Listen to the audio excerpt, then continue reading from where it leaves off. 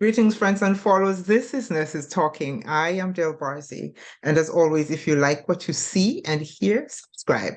Leave us a comment and let us know what you think. So here on Nurses Talking, we speak to nurses anywhere in the world and at any stage in their nursing journey, from students to retirees and anywhere in between. And so today I'm very pleased to welcome Rachael Mooney. Rachael is a nurse. She's a nurse educator. She's a health content writer. So welcome, Rachael. Yes, thank you so much for having me. And thank you for doing this. One of the goals of this is to let nurses see what nurses are doing. Because, I think that the whole profession is expanding so quickly that sometimes we don't even realize what's out there and what we can do. Yes. So what I always want to know from people is why they're nurses. So why are you a nurse? So I actually went into nursing because I realized at a young age I really liked helping others and helping care for others. I originally actually wanted to go to school to be a veterinarian after my dog was hit by a car, and I helped kind of nurse him back to health. Hmm. And decided that I didn't want to necessarily work with all of the different animals, and decided nursing would be a much better fit for me because then I got to work with people. So I knew, right after high school that I wanted to go into nursing and went and pursued my nursing degree. Awesome, awesome. And the question I usually have for people who know it from early on is it what you thought it was going to be? I think it was. I had a pretty good idea going into it what it was going to be.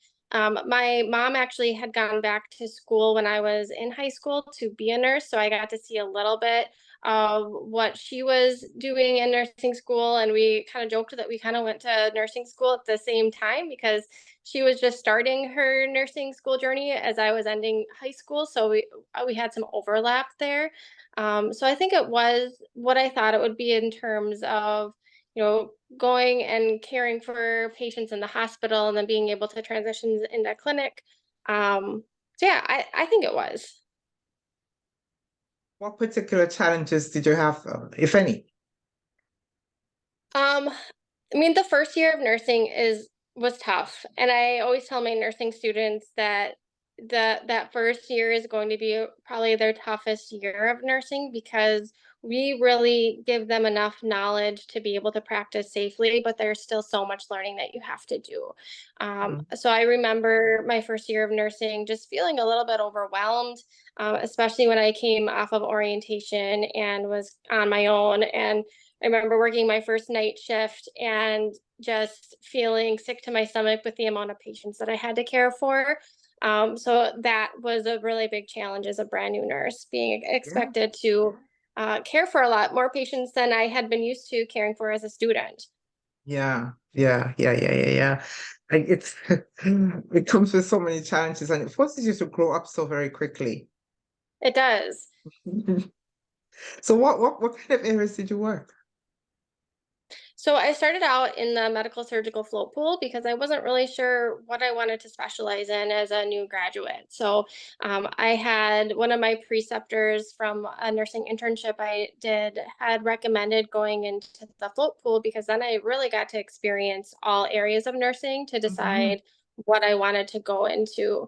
Ultimately, after that, I decided I wanted to work in cardiology and got a position at a cardiology clinic where I got to practice general cardiology for 1 year and then specialize even further to work with heart failure patients and atrial fibrillation patients.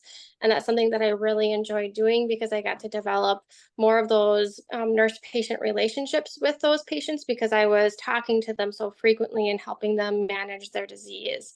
Yeah. And then I decided that I really wanted to pursue some leadership roles as a nurse, just from some experiences that I had had in my nursing career, wanting to be able to make a better impact to all of the nurses.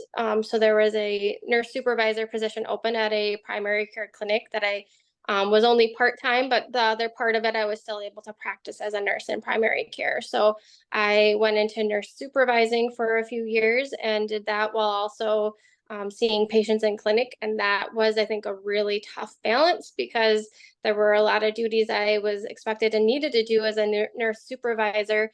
But then I was also still seeing patients in the clinic. So it was a really fine balance of having enough time for both of those roles.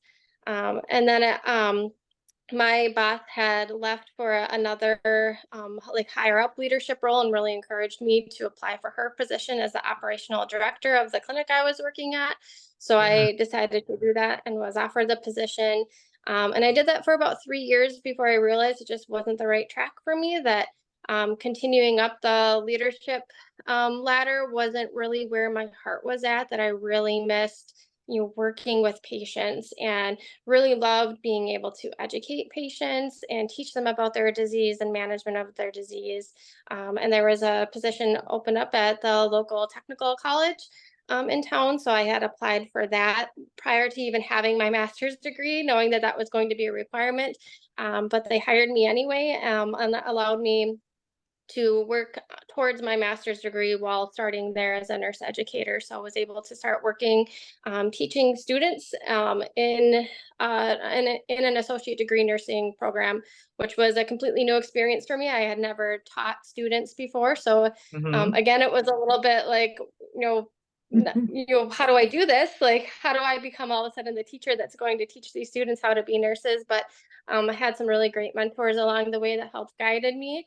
And so I'm still doing that today. But then last summer was really feeling like I could do more and really wanted to be able to do something where I could use my nursing skills, but use that creative side of my brain. And so Yeah. stumbled across the nurse writing and started to do some health content writing. That's awesome. And you earlier when you were just talking about this and you said you got into leadership to because you saw that there were things that you could make better. Yes. And so I want to ask you then, what would you like to see change? What would you like to see done better in nursing per se? I think there's a lot of things, like, as you know, there's a lot of issues with nursing and the profession, right? A lot of nurses that are leaving the field for various reasons.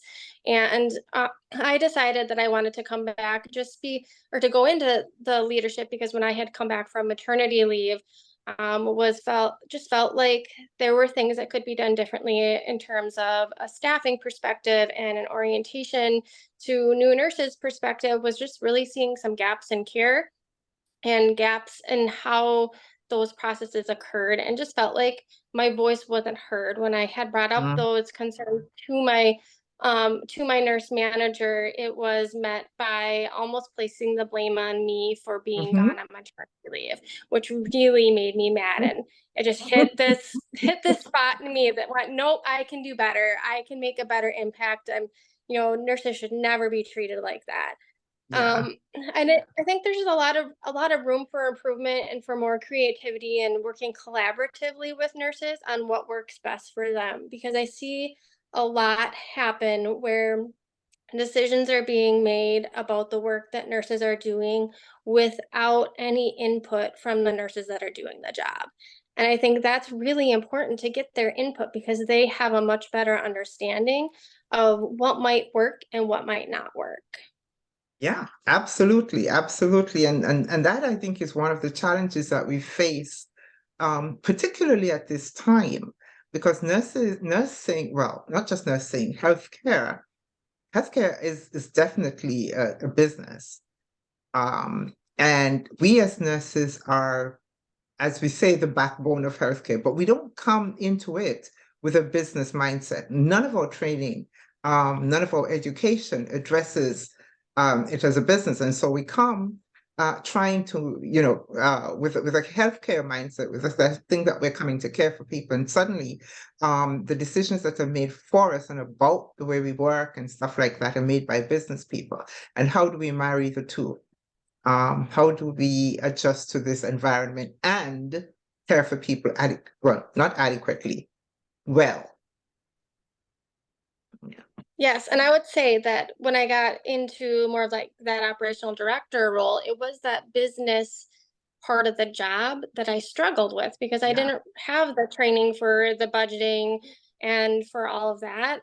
But I really enjoyed working with my team and working on how do we make things better and trying to improve some of those processes. But I also felt like there was an expectation coming from up top of me to make changes without that input of my team, or for me to implement Yeah, changes that I didn't feel were best for my team, but I didn't have an option. And so yeah, that was really hard for me to figure out, well, how do I balance that and how do I make this work for my team? And so it took a lot, like, I was very open and honest with my team, I think probably more so sometimes than I should have been, of what I felt would work and wouldn't, and really wanted to get their input. But I think that also allowed them to really respect me as their leader too. yeah, yeah, yeah. And you echo something that I've heard over and over again, that business of being caught in the middle, and being expected to do something that you intrinsically know is not really going to work. But you're expected to somehow try to enforce this. Um, and you get caught in the middle of that. Yes. What would you say though? So we just talked about how nursing is changing and expanding and really rapidly. Um, how do you think you see nurses and nursing in the next few years, in about the next 10 years or so? It's a really good question. I think that we're going to continue to see a lot of changes. Just from what I'm seeing, nurses are finding their voice and standing up for their rights. And so Yes. I think that we're going to see a lot of changes in the nursing profession. I think a lot of reasons that nurses are leaving the profession are from burnout, which can be completely prevented if things were done a little bit differently. And the other reason I'm seeing nurses leave the field are because there's just a lack of work-life balance. They're struggling with finding that balance of, being able to be with their kids and spend time with their family while still maintain their nursing job. And working at the bedside with shift work isn't always going to be best for what's best for their family. I know I have seen some hospitals starting to address some of that by trying to change the shifts for nurses. So Yeah. maybe having, maybe that 7 o'clock a.m. start time isn't the best for a nurse with young kids. So maybe they start a little bit later so that nurse can get their kids off to school if their, spouse or partner is able to pick them up from school. And so I think there's going to be some changes that we're seeing in what a regular shift looks like. And I think there's going to be changes in what that leadership looks like. And hopefully we'll see more nurses that are going to be going into those leadership positions and really leading the change that nurses need. Yeah, yeah, I see that happening. It's happening, and I'm so excited to see it happening because I hope it will happen faster. I want to push it along. But I see us stepping into those roles. Um, there is some resistance to that, but I think I see nurses, as you said, stepping into their own. And Yes. um and you said something just now that made me smile because it's something I've been thinking about for a little while. In terms of, you talked about work-life balance, right? And I've been thinking about that for a little while and thinking that, let's change that. Can we talk about life-work balance instead? That was the number one reason that I left my leadership role, was because it became unmanageable for me to spend time with my kids and husband at home. I felt like I was always at work and always bringing work home, and there was no Yes. longer a work there. Yeah, yeah, yeah, yeah. Even when you're not at physically at work, you're at work. Yes. Yeah, yeah, exactly. So you talk about the burnout thing. And there are two questions I want to ask you about the burnout. Number one, you talked about, the staffing and all of that contributes to burnout. But um, that is true. That is true. But I also believe that one of the things that contributes to burnout is us, ourselves, Yep. ourselves. Hey, we don't even see it coming. What can we do about that? So that's something I talk to my students a lot about. I teach 4th semester students, so they're just getting ready to graduate right after I have them. And so I talk to them a lot about how important it is to be aware of your own limits. That as nurses, we are, we have caring hearts and we always want to help people, right? We don't want to let our patients down. We don't want to let our team down. But it's also really important to recognize when you need that break and recognize that maybe it's not the best day for you to pick up a shift when they call you because you've worked the past 5 6 7 days in a row, or maybe if they're asking you to stay to pick up a double or pick up an extra 4 hours of your shift, really think about how long have you been there, how much sleep have you had, when's the last time you had a break, and making sure that you're taking care of you, because you can't take care of other people if you don't take care of you first. Yeah. So I talked to them a lot about finding that balance, and then just looking at, are there creative ways that you can work within your team to make sure that you're getting those breaks during your shift? Because that's also a common theme that we see with nurses, is that they don't get their breaks because they're so busy caring for everybody else. So really making sure that you're working with, whether it's, another nurse on the floor, your charge nurse, your nurse manager or supervisor, of making sure that, okay, you need to make sure you get that break. So talk with your team to figure out how is everybody on the floor going to get those breaks that they really do need. Yeah, yeah, yeah. And I say to nurses, do not accept for yourself something that you would not accept for your patient. Uh, Yes. you know, and we do that all the time. We do that all the time. And the biggest example, of course, is going to the bathroom. If we worked a whole shift and our patient hadn't passed any urine, oh, we're like, what do you mean? Right? But we accept that Yep. for ourselves all the time. And we've got to stop doing that. What do you do Yes, we for do. self-care? What does it mean to you? So What do you do for self-care Mm-hmm. Self-care to me just means being able to take time to do something that I really enjoy doing. So I try to at least get out for a walk every day. So I have a dog who needs the exercise too. So I try to get him out for a walk. I really enjoy running or biking, really anything outdoors. Try to do something outdoors for me for self-care. And then sometimes, it's doing something fun with the kids. Like I know as a mom, like that's important to try to take that time away, but it's also really important for me to be able to have just the fun things with the kids where I'm not, making meals and helping them get ready for the day, but just going and doing something fun, whether it's exploring outside or going to the park or playing games together. To me, that is self-care because it's something that I really enjoy doing, making those memories with them. Exactly, exactly. And I ask that, and I ask that of every single nurse because I want us to articulate what does it mean to us? Because self-care doesn't mean the same thing to everybody. And in fact, it doesn't necessarily, it isn't, as you said, you listed so many different things. Because some days it isn't today what it was yesterday, you know. Some days it's just sitting Yes. quietly. Some days it's like, as you said, out having a good hike. And some days it's like being with other people. Yep.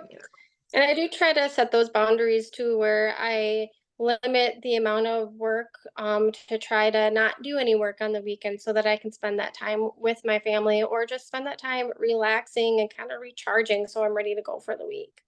Yeah, yeah, yeah, yeah.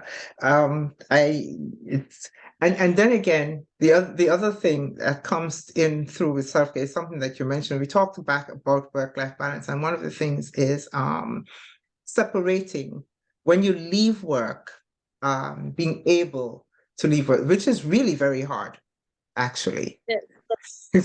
Which is really very hard, regardless of what level you are.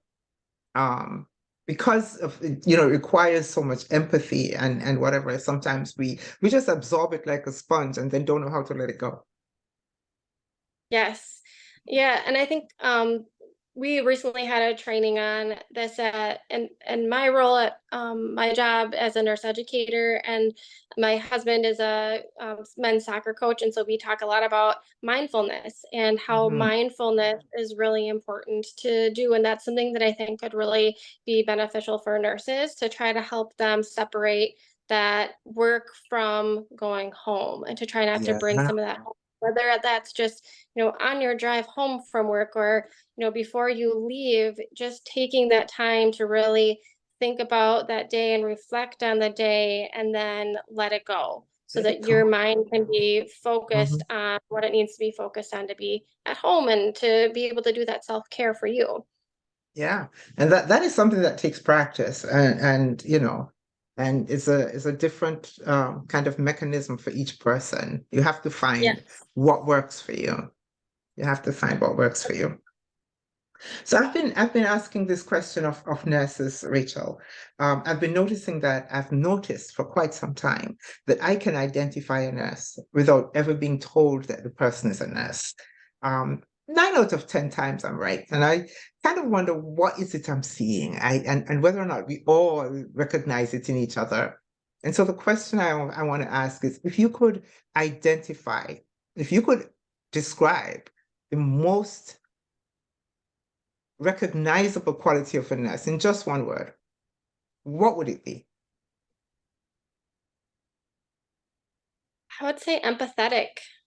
That Okay. that's a quality that I see in almost all nurses, is that they're very empathetic towards others.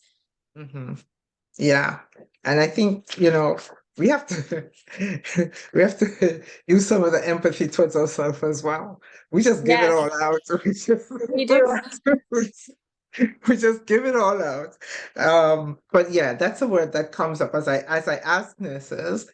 It's a word that comes up very, very frequently. And it's something that I think we recognize in ourselves. I think we need to articulate it.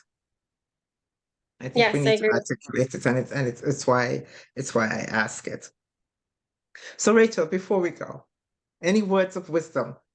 Yeah, that is a question I really wanted to ask you. You're an educator, and I really wanted to ask you, what advice do you give to someone who wants to be a nurse? I always tell my students that they've chosen a career that is like no other. That this is one of the few degrees that you can use in so many different ways. So, if you want to be a nurse, you don't have to be a nurse at the bedside or at the clinic. There's so many routes you can take your nursing career. So it's a really great profession to go in. And I always tell my students as they're getting ready to graduate that they have the opportunity, their opportunities as a nurse are really endless. So if they find themselves ever in their career in a position that they feel like they don't love doing, then to explore other options, because life is too short not to do something that you truly love. Yes, exactly, exactly. And you just articulated right there one of the goals of this channel, because that is why I want nurses to see nurses, because so many nurses feel stuck where they are, and they don't have to be.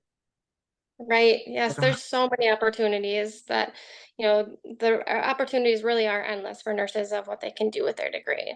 Yeah, yeah, and you have the ability to just actually make your own opportunity. Yes. You have the ability.